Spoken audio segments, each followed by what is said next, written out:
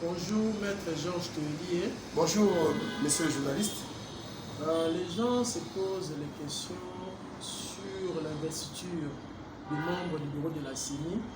Alors, quelle est votre appréhension par rapport à cette investiture du bureau de la CENI? Oui, merci beaucoup, monsieur le journaliste. Merci d'avoir pensé à moi en ce jour où tout le monde va dans les sens différents en rapport avec l'investiture et l'appréciation de ces membres de la CENI. Je pense que nous sommes maintenant, nous avons là, avec cet acte, le président de la République vient de marquer le premier pas vers le processus électoral parce qu'il a promis que les élections auront bel et bien lieu en 2023. Et voilà pourquoi ça commence toujours par l'investissement de membres du bureau. Et ensuite, ils ont prêté serment et au fait, ils vont passer à la remise des prix si ce n'est pas encore fait.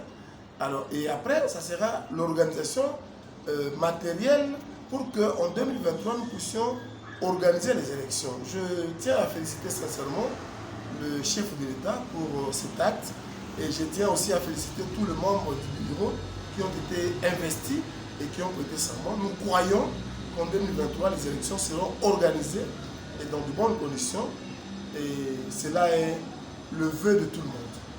Alors, dans le même optique, comment voyez-vous les prochaines élections de gouverneur et particulièrement à la Tchoko, votre province? Oui, il y a actuellement plusieurs provinces qui ont des gouverneurs intérimaires. Vous savez, un intérimaire est limité même dans le temps et même dans son champ d'action. Et même les pouvoirs sont aussi limités pour un intérimaire. Et voilà pourquoi nous sommes vraiment contents qu'il y ait déjà le bureau de la CENI et nous voulons qu'il fasse vite pour organiser les élections des différents gouverneurs des différentes provinces. En ce qui concerne la Tchoko, ma province, il y a des gens qui se prononcent par-ci par-là comme étant des candidats et nous les soutenons tous. Nous souhaitons à ce que tout le monde qui a des ambitions puisse les exprimer.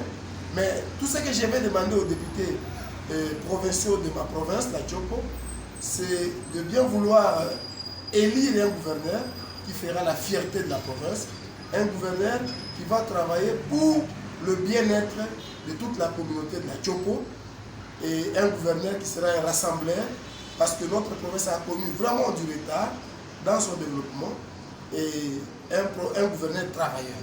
Ils doivent d'abord mettre de côté leurs intérêts personnels, ils doivent éviter de monnayer les votes, ils doivent travailler dans le sens de l'intérêt général de la province et pourquoi pas de la nation congolaise parce que la Tchoko est l'une des provinces de la République démocratique du Congo.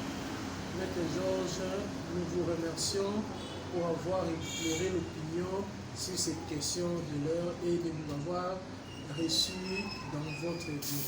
Merci beaucoup, c'est moi qui vous remercie.